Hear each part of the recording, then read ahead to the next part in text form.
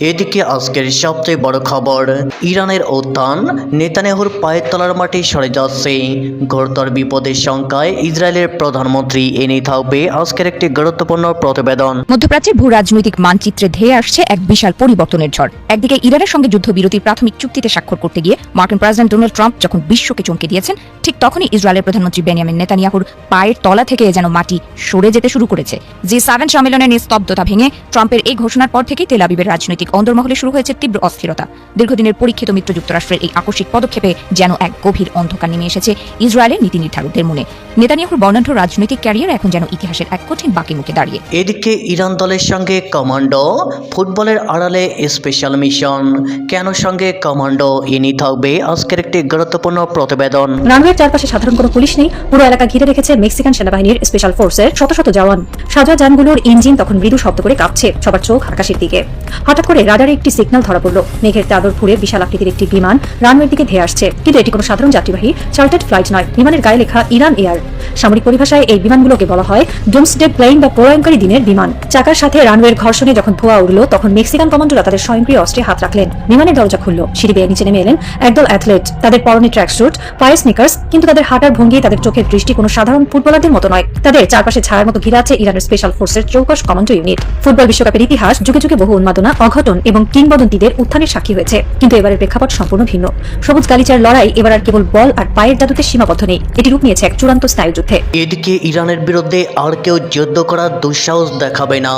যুক্তরাষ্ট্রের দাপটে পাল্টা দাপট দেখিয়ে জয়ী হলো ইরান। এনে থাকবে আজকের একটি গুরুত্বপূর্ণ প্রতিবেদন। এর বিরুদ্ধে যুক্তরাষ্ট্রের দাপট ধুপে টিকল না, উল্টো ইরানের পাল্টা দাপটে নিজেই কুপকাত হলো যুক্তরাষ্ট্র। তবে কি যুক্তরাষ্ট্রের দাপটে পাল্টা দাপট দেখিয়ে যুদ্ধে জয়ী হয়েছে ইরান? যুদ্ধের পর ইরান কি পরা শক্তিরূপে আবির্ভূত হবে? ইরানের বিরুদ্ধে তখন কেউ আর যুদ্ধ করার দুঃসাহস দেখাবে না। এদিকে চুক্তির কোনো লঙ্ঘন হলে কঠোর জবাব পাবে যুক্তরাষ্ট্র। প্রতিশ্রুতি ভাঙলেই আবারও যুদ্ধ শুরু করবে ইরান। এনে থাকবে আজকের একটি গুরুত্বপূর্ণ প্রতিবেদন। ইরান যুক্তরাষ্ট্র যুদ্ধ আপাতত থেমেছে, কিন্তু সত্যি কি শান্তি ফিরছে? বোধহয় না। কারণ মধ্যপ্রাচ্যের সাম্প্রতিক পরিস্থিতির মধ্যে ইরান থেকে আসা একটি নতুন বার্তা জানা দিচ্ছে মধ্যপ্রাচ্যের সমীকরণ এত সহজ নয়। যুক্তরাষ্ট্রকে একেবারেই বিশ্বাস করে না তারা। তাই এই চুক্তির আড়ালে দেশটি কড়া হুঁশিয়ারি দিল শত্রুর বিরুদ্ধে। ইরান স্পষ্ট করে জানিয়ে দিয়েছে, প্রতিশ্রুতি ভাঙা হলে তারা আবারও যুদ্ধের পথে ফিরে যেতে প্রস্তুত। ইরানের বিচার বিভাগের প্রধান গোলাম হোসেন মোহসেনি এজেই এক বক্তব্যে বলেছেন, যুক্তরাষ্ট্রের সঙ্গে একটি সমঝোতা স্মারক বা এমওইউতে সম্মত হওয়া মানে এই নয় যে ইরান তার সতর্কতা কমিয়ে দেবে, বরং দেশটি আগের মতোই প্রস্তুত থাকবে এবং চুক্তির কোনো লঙ্ঘন হলে দ্রুত ও কঠোর জবাব দেবে। পারস্য উপসাগরে ইরানকে বাগে আনতে এবার ইরানের এই সবচেয়ে গোপন ঢাল খাটিয়ে দিল মার্কিন যুক্তরাষ্ট্র। এতদিন যে শিপ টু শিপ বা মাঝ সমুদ্রে আলো নিভিয়ে এক জাহাজ থেকে অন্য জাহাজে চোরাগুপ্তা তেল পাচারের দায় ইরানকে দুনিয়া জুড়ে ভিলেন বানাতো ওয়াশিংটন, এখন হরমুজ প্রণালীর অবরোধ ভাঙতে হোয়াইট হাউস নিজেই বেছে নিয়েছিল সেই একই অন্ধকার পথ। এখন কোনো যুদ্ধ নেই, এখন শান্তি আলোচনা চলছে, কিন্তু রিপোর্টগুলা এখন সামনে আসছে। মাঝ সমুদ্রের ড্রোন, অ্যাপাচি হেলিকপ্টার আর স্যাটেলাইটের চোখ ফাঁকি দিয়ে কিভাবে চলছে আমেরিকার এই অতি গোপন চুরির মিশন। মধ্যপ্রাচ্যের ভূ রাজনৈতিক মানচিত্রে ধেয়ে আসছে এক বিশাল পরিবর্তনের ঝড়। একদিকে ইরানের সঙ্গে যুদ্ধবিরতির প্রাথমিক চুক্তিতে স্বাক্ষর করতে গিয়ে মার্কিন প্রেসিডেন্ট ডোনাল্ড ট্রাম্প যখন বিশ্বকে চমকে দিয়েছেন, ঠিক তখনই ইসরায়েলের প্রধানমন্ত্রী বেনিয়ামিন নেতানিয়াহুর পায়ের তলা থেকে যেন মাটি সরে যেতে শুরু করেছে। G7 সম্মেলনের নিস্তব্ধতা ভেঙে ট্রাম্পের এই ঘোষণার পর থেকেই তেল আবিবের রাজনৈতিক অন্দরমহলে শুরু হয়েছে তীব্র অস্থিরতা। দীর্ঘদিনের পরীক্ষিত মিত্র যুক্তরাষ্ট্রের এই আকস্মিক পদক্ষেপে যেন এক গভীর অন্ধকার নেমে এসেছে ইসরায়েলের নীতি নির্ধারকদের মনে। নেতানিয়াহুর বর্ণাঢ্য রাজনৈতিক ক্যারিয়ার এখন যেন ইতিহাসের এক কঠিন বাকি মুখে দাঁড়িয়ে।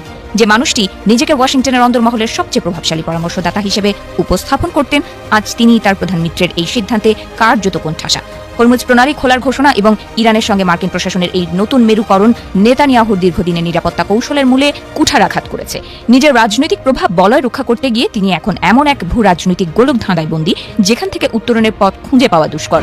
লেবাননের হিজবুল্লাহর বিরুদ্ধে অভিযান বন্ধ করার জন্য যুক্তরাষ্ট্র ও তেহরানের যে যৌথ চাপ, তা নেতানিয়াহুর মিস্টার সিকিউরিটি হিসেবে পরিচিত ভাবমূর্তিকে ধূলিসাৎ করে দিয়েছে। নির্বাচনের মাত্র কয়েক মাস আগে যখন তার দলের অন্দরে কট্টরপন্থীদের তোপের মুখে পড়েছেন তিনি, তখন এই যুদ্ধবিরতির ঘোষণা যেন এক রাজনৈতিক দুঃস্বপ্ন হয়ে ধরা দিয়েছে। বিরোধী দলীয় নেতা ইয়ার লাপিদের কণ্ঠে এখন সেই কঠিন সত্যই প্রতিধ্বনিত হচ্ছে, যেখানে নেতানিয়াহুর সামনে কেবল দুটি পথই খোলা, হয় মিত্র যুক্তরাষ্ট্রের সঙ্গে প্রকাশ্য সংঘাত, নয়তো জাতীয় স্বার্থ জলাঞ্জলি দেওয়ার ব্যর্থতা। গাজার দীর্ঘস্থায়ী সংঘাত যেন নেতানিয়াহুর ব্যর্থতার এক একটি সাক্ষী হয়ে দাঁড়িয়ে আছে। হামাসকে নির্মূল করার দম্ভে যে রণকৌশল তিনি গ্রহণ করেছিলেন তা আজ ইসরায়েলি বাহিনীকে গাজা, লেবানন ও সিরিয়ার সীমান্তে এক প্রকার স্থবির করে রেখেছে। হাজার হাজার প্রাণহানি এবং বিশাল ধ্বংসযজ্ঞের পরও হামাস এখনও তার শক্তিমত্তা টিকিয়ে রেখেছে, যা ইসরায়েলি নেতৃত্বের দূরদর্শিতার উপর এক বড় প্রশ্নবোধক চিহ্ন এঁকে দিয়েছে। সেনাবাহিনী ক্লান্ত, সামরিক সম্পদ নিঃশেষ প্রায়, তবুও লক্ষ্য পূরণ অধরাই থেকে গেছে। ট্রাম্পের মুখে বৈরুত হামলা নিন্দা নেতানিয়াহুকে কেবল কূটনৈতিকভাবে অপমানিতই করেনি, বরং তাকে ইসরায়েলি গণমাধ্যম ও রাজনৈতিক প্রতিপক্ষের আক্রমণের লক্ষ্যবস্তুতে পরিণত করেছে। ট্রাম্পের এই কঠোর অবস্থান যেন ইসরায়েলের কট্টর ডানপন্থী মন্ত্রী ইতামার বেন গভিরের মতো নেতাদের ধৈর্যের বাঁধ ভেঙে দিয়েছে। ওয়াশিংটনের কোনো চুক্তি তাদের নিরাপত্তা নিশ্চিত করতে ব্যর্থ হলে তা মানার কোনো বাধ্যবাধকতা নেই। এই অনৈক্যই এখন ইসরায়েলের ভেতরের অস্থিরতাকে তীব্রতর করে তুলছে।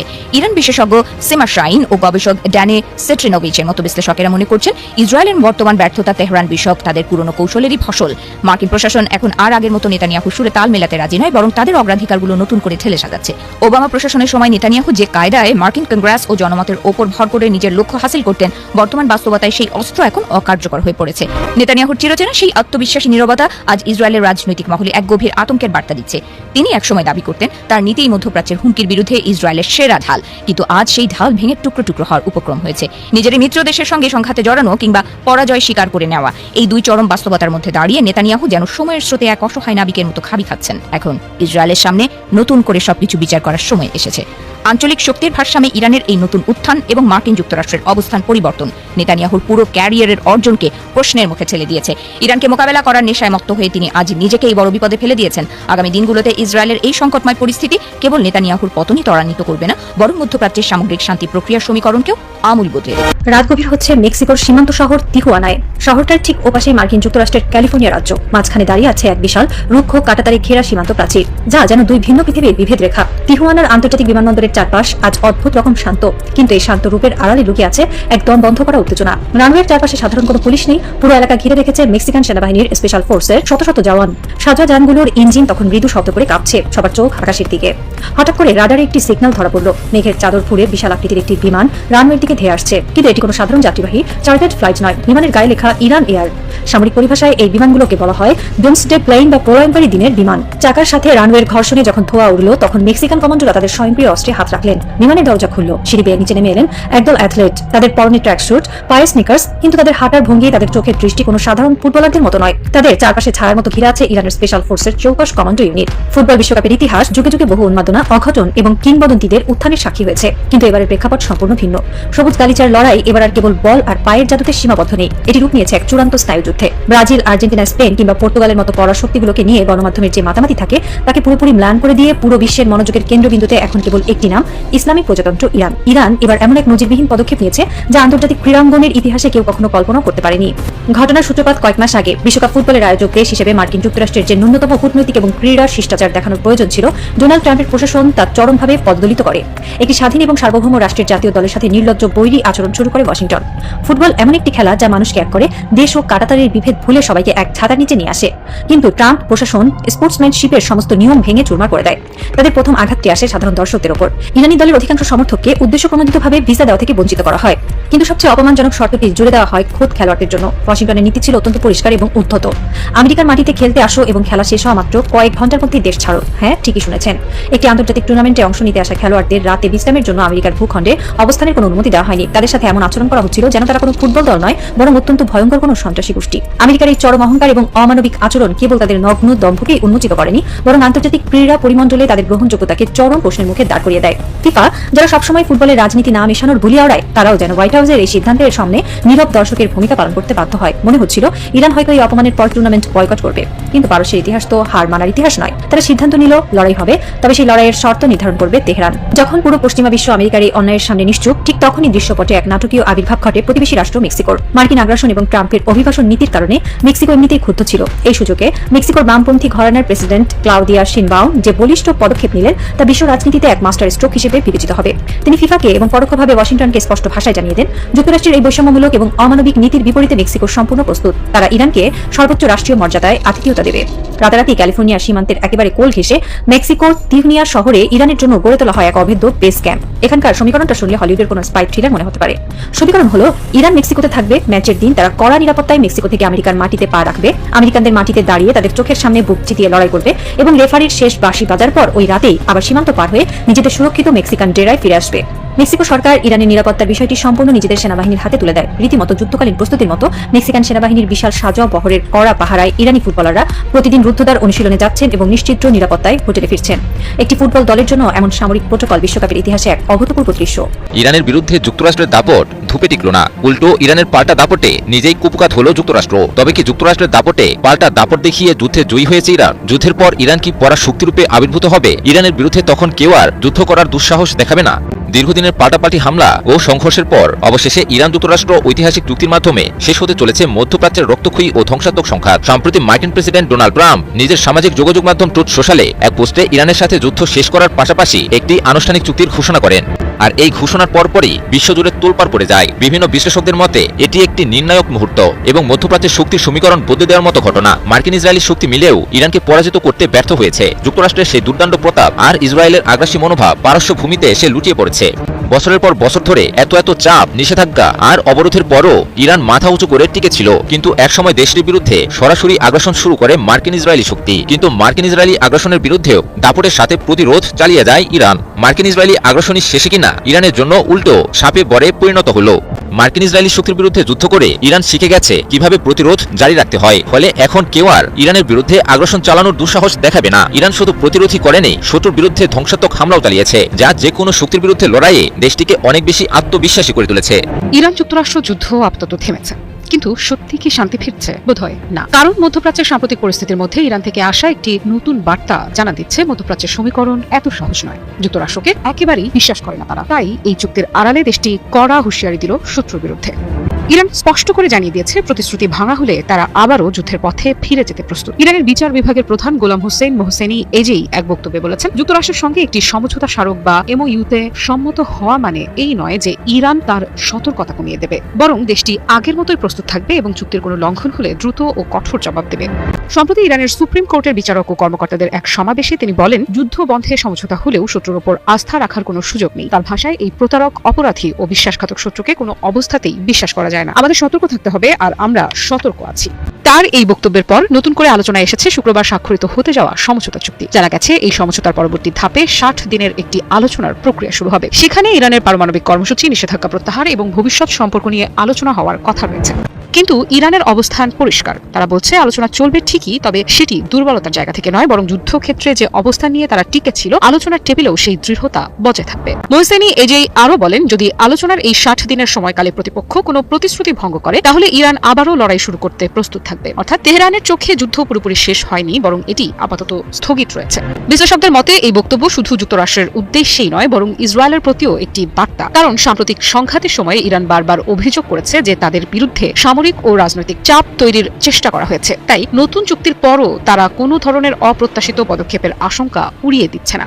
মোহসেনি এজেই জোর দিয়ে বলেছেন, আলোচনায় অংশ নেওয়া ইরানি প্রতিনিধিরা দেশের অধিকার ও স্বার্থ রক্ষার বিষয়টিও সর্বোচ্চ গুরুত্ব দেবেন। তার মতে, পারমাণবিক কর্মসূচি কিংবা নিষেধাজ্ঞা প্রত্যাহারের মতো গুরুত্বপূর্ণ বিষয়ে ইরান এমন কোনো সিদ্ধান্ত নেবে না যা দেশের জনগণের অধিকারকে ক্ষতিগ্রস্ত করে। তবে সবচেয়ে বড় প্রশ্ন এখন অন্য জায়গায়। এই 60 দিনের আলোচনা কি সত্যি স্থায়ী শান্তির পথ তৈরি করবে, নাকি সামান্য কোনো মতবিরোধ আবারও মধ্যপ্রাচ্যকে নতুন সংঘাতের দিকে ঠেলে দেবে? পারস্য উপসাগরে ইরানকে বাগে আনতে এবার ইরানের এই সবচেয়ে গোপন ঢাল খাটিয়ে দিল মার্কিন যুক্তরাষ্ট্র। এতদিন যে শিপ টু শিপ বা মাঝ সমুদ্রে আলো নিভিয়ে এক জাহাজ থেকে অন্য জাহাজে চোরাগুপ্তা তেল পাচারের দায় ইরানকে দুনিয়া জুড়ে ভিলেন বানাতো ওয়াশিংটন, এখন হরমুজ প্রণালীর অবরোধ ভাঙতে হোয়াইট হাউস নিজেই বেছে নিয়েছিল সেই একই অন্ধকার পথ। এখন কোনো যুদ্ধ নেই, এখন শান্তি আলোচনা চলছে, কিন্তু রিপোর্টগুলা এখন সামনে আসছে। মাঝ সমুদ্রের ড্রোন, অ্যাপাচি হেলিকপ্টার আর স্যাটেলাইটের চোখ ফাঁকি দিয়ে কিভাবে চলছে আমেরিকার এই অতি গোপন চুরির মিশন। কেন ওমান উপকূলে মার্কিন অ্যাপাচি হেলিকপ্টারকে গুলি করে নামালো ইরান, আর এই রুদ্ধশ্বাস অপারেশনের পেছনে কোন কোন আন্তর্জাতিক কোম্পানির হাত রয়েছে, সবকিছু ফাঁস করবো আজকের বিশেষ প্রতিবেদনে। পুরো গেম প্ল্যানটি বুঝতে ভিডিও শেষ পর্যন্ত সাথে থাকুন। মধ্যপ্রাচ্যে ভূ রাজনীতিতে এক নাটকীয় মোড় নিয়ে এসেছে পারস্য উপসাগরে যুক্তরাষ্ট্রের একটি গোপন সামরিক তৎপরতা।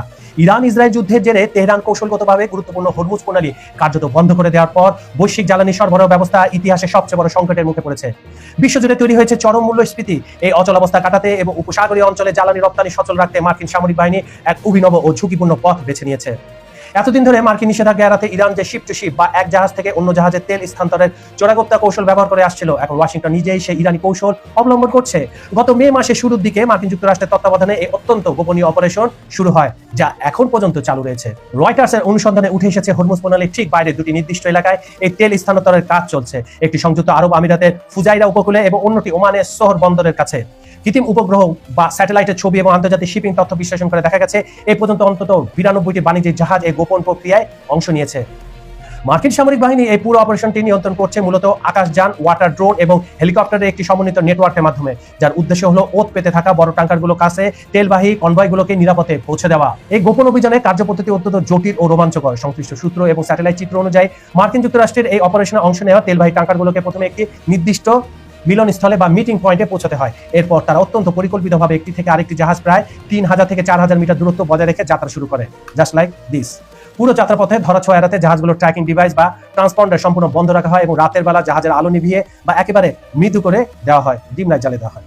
মার্কিন সামরিক বাহিনী বাহরাইনে অবস্থিত তাদের বিশেষ নৌ সহযোগিতা কেন্দ্রের মাধ্যমে পুরো পথ জুড়ে জাহাজগুলোর গতিবিধি মনিটরিং করে। ট্যাঙ্কারগুলো যখন ইরানের নিয়ন্ত্রণাধীন সীমানার ঠিক বাইরে পৌঁছায়, তখন সেখানে অবস্থানরত বিশাল আকৃতির ভেরি লার্জ ক্রুড ক্যারিয়ার বা বিশালাকার তেলের ট্যাঙ্কারগুলোর পাশে এসে নোঙর করে। এরপর শুরু হয় মূল কাজ, এক জাহাজ থেকে অন্য জাহাজে তেল খালাস। এই পুরো প্রক্রিয়াটি সম্পূর্ণ হতে প্রায় 24 থেকে 40 ঘন্টা পর্যন্ত সময় লাগে। তেল খালাস শেষে খালি ট্যাঙ্কারগুলো আবার হরমুজ প্রণালী দিয়ে ফেরত আসে এবং নতুন লোড হওয়া বড় ট্যাঙ্কারগুলো আন্তর্জাতিক বাজারের উদ্দেশ্যে রওনা দেয়। তবে এই অভিযান কতটা ঝুঁকিপূর্ণ তা প্রকাশ পায় গত 9 জুনের একটি ঘটনায়। ওমান উপকূলে সেদিন ইরানের সামরিক বাহিনী একটি মার্কিন অ্যাপাচি হেলিকপ্টার গুলি করে ভূপাতিত করে।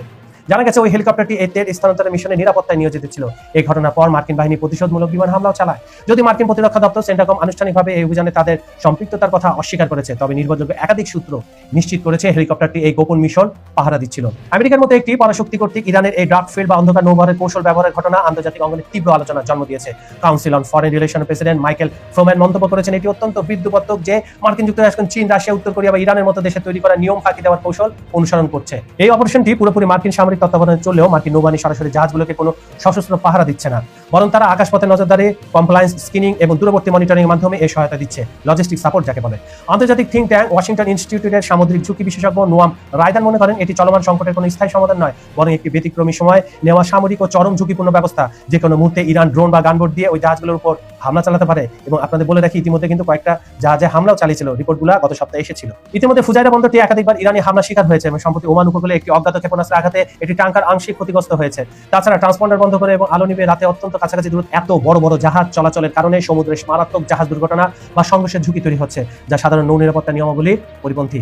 ইরানের কঠোর অবরোধ সত্ত্বেও আন্তর্জাতিক কিছু শিপিং কোম্পানি বিপুল মুনাফা ও বাণিজ্যের স্বার্থে এই ঝুঁকিপূর্ণ অভিযানে মার্কিন প্রশাসনের সাথে হাত মিলিয়েছে। গ্রিস ভিত্তিক ডাইনামিক ট্যাঙ্কার্স ম্যানেজমেন্টের মতো বড় বড় বৈশ্বিক অপারেটররা হরমুজ প্রণালীতে এই অবরোধ ভাঙার লড়াইয়ে অংশ নিচ্ছে। তবে এই ব্যবস্থায় যুক্ত হতে গেলে কোম্পানিগুলোকে কঠোর মার্কিন স্ক্রিনিং বা কমপ্লায়েন্সের প্রক্রিয়ার মধ্যে দিয়ে যেতে হয়, মানে মানি দিতে হয়। বাহরাইনে মার্কিন নৌবাহিনী অফিসে জাহাজের মালিকানার বিবরণ, আগে ট্র্যাকিং ইতিহাস এবং তেলের গুণগত মান পরীক্ষার অনুমতিপত্র জমা দেওয়ার পরই কেবল জাহাজগুলোকে চলাচলের নির্দিষ্ট সময় বা উইন্ডো দেওয়া হয়। এই গোপন নেটওয়ার্কের মাধ্যমে মে মাস থেকে পর্যন্ত প্রায় 9 কোটি ব্যারেল অপরিশোধিত তেল ও পেট্রোলিয়াম পণ্য আন্তর্জাতিক বাজারে পাঠানো সম্ভব হয়েছে, যা এই সংকটের মাঝেও বিশ্ব অর্থনীতিকে কিছুটা স্বস্তি দিচ্ছে। এই কার্যক্রমে সবচেয়ে বেশি সক্রিয় সংযুক্ত আরব আমিরাতের রাষ্ট্রীয় তেল কোম্পানি অ্যাডনক এবং কুয়েত অয়েল ট্যাঙ্কার কোম্পানি। ঘটনাটা সত্যি, আমি আপনাদের একটু গল্পের ছলে বলি যাতে আপনারা বুঝতে সহজ হয়। গত 6 জুন কুয়েতের একটি জাহাজ থেকে ওমান উপকূলে বিপুল পরিমাণ তেল অন্য জাহাজে নেওয়া হচ্ছিল, যা পরে ভারতের উপকূল হয়ে চীনের উদ্দেশ্যে রওনা দেয়। মার্কিন প্রেসিডেন্ট ডোনাল্ড ট্রাম্প সম্প্রতি ইরানের সাথে একটি সম্ভাব্য শান্তি চুক্তি ইঙ্গিত দিয়ে হরমুজ প্রণালী পুনরায় খুলে দেওয়ার কথা বললেও মাঠ পর্যায়ে পরিস্থিতি এখনো কিন্তু অস্পষ্ট।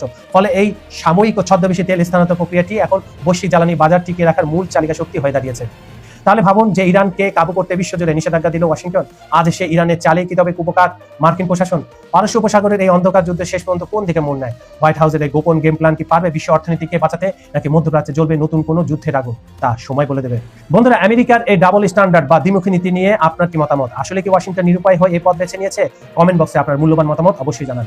যে আশায় পারস্য উপসাগর ইগলের ছায়া ডেকে এনেছিল ইসরায়েলি সর্দার তাজ গুরিবালি, ইরানের সঙ্গে আমেরিকার সম্ভাব্য যুদ্ধবিরতি চুক্তি ইসরায়েলি প্রধানমন্ত্রী বেনিয়ামিন নেতানিয়াহুকে এক গভীর রাজনৈতিক দুঃস্বপ্নের মুখোমুখি দাঁড় করিয়েছে। এই চুক্তি নেতানিয়াহুর দীর্ঘ রাজনৈতিক জীবনের 3টি প্রধান ভিত্তিকে গুড়িয়ে দেওয়ার পাশাপাশি তাকে এক নতুন নিরাপত্তা সংকটের মুখে ঠেলে দিয়েছে। দর্শক, মধ্যপ্রাচ্যের রাজনীতিতে এমন কিছু মুহূর্ত আসে যা শুধু আঞ্চলিক শক্তির ভারসাম্য বদলে দেয় না, বরং কোন নেতার পুরো রাজনৈতিক ভবিষ্যৎকেও প্রশ্নের মুখে দাঁড় করায়। ইরান আমেরিকার মধ্যে সম্ভাব্য যুদ্ধবিরতি বা সমঝোতা চুক্তির ঠিক তেমন একটি ঘটনা, যা ইসরায়েলের প্রধানমন্ত্রী নেতানিয়াহুর রাজনৈতিক ক্যারিয়ারকে সংকট ঠেলে দিতে পারে। ওয়াশিংটনের উপর দীর্ঘকাল ধরে নিজের একচ্ছত্র প্রভাব দাবি করা এবং মার্কিন রাজনীতিবিদদের প্রভাবিত করার গর্ব করা করা এই নেতা কিভাবে তার প্রধান মিত্রের কাছ থেকে এতটা উপেক্ষিত জনসমক্ষে অপদস্থ হলেন তা নিয়ে এখন বড় প্রশ্ন উঠেছে।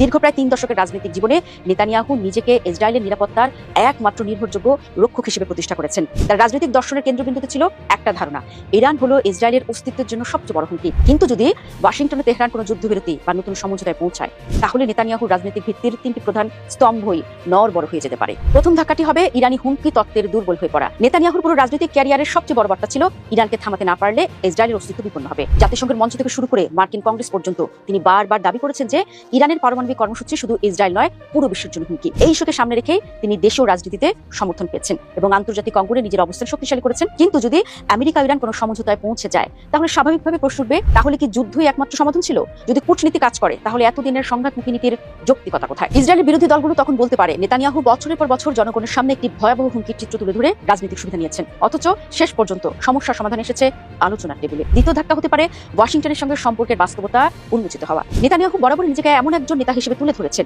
যিনি মার্কিন প্রশাসনের উপর প্রভাব খাটাতে পারেন এবং ইসরায়েলের স্বার্থ রক্ষায় ওয়াশিংটনকে নিজের অবস্থানের দিকে টেনে আনতে সক্ষম। বিশেষ করে ইরান ইস্যুতে তিনি বহুবার মার্কিন প্রেসিডেন্টের সঙ্গে প্রকাশ্যে মতবিরোধে জড়িয়েছেন। তার সমর্থকরা এটিকে শক্তিশালী নেতৃত্বের নিদর্শন হিসেবে দেখেছেন। ইসরায়েলের আপত্তি সত্ত্বেও ইরানের সঙ্গে যদি চুক্তি হয়, তাহলে একটি কঠিন বাস্তবতা সামনে আসবে। ওয়াশিংটন শেষ পর্যন্ত নিজের জাতীয় স্বার্থ অনুযায়ী সিদ্ধান্ত নেয়, ইসরায়েলের রাজনৈতিক চাওয়া অনুযায়ী নয়। এর ফলে নেতানিয়াহু সেই ভাবমূর্তি ক্ষতিগ্রস্ত হতে পারে যে তিনি যুক্তরাষ্ট্রের নীতি নির্ধারণে বিশেষ প্রভাব বিস্তার করতে সক্ষম। সমালোচকরা বলতে পারেন তিনি বহু বছর ধরে ইসরায়েল মার্কিন সম্পর্ককে ব্যক্তিগত রাজনৈতিক সম্পদ হিসেবে ব্যবহার করেছেন, কিন্তু সংকটের মুহূর্তে সেই প্রভাব কার্যকর হয়নি। আর সবশেষ বা তৃতীয় ধাক্কাটি হতে পারে মিস্টার সিকিউরিটি ইমেজের সংকট। নেতানিয়াহুর সবচেয়ে বড় রাজনৈতিক সম্পদ হলো তার মিস্টার সিকিউরিটি পরিচয়। তিনি দীর্ঘ সময় ধরে ভোটারদের বোঝাতে সক্ষম হয়েছেন যে মধ্যপ্রাচ্যের অস্থির বাস্তবতায় কেবল তিনি ইসরায়েলকে নিরাপদ রাখতে পারেন। সন্ত্রাসবাদ, আঞ্চলিক যুদ্ধ এবং ইরানি হুমকি সবকিছুর বিরুদ্ধে কঠোর অবস্থান তার জনপ্রিয়তার অন্যতম উৎস।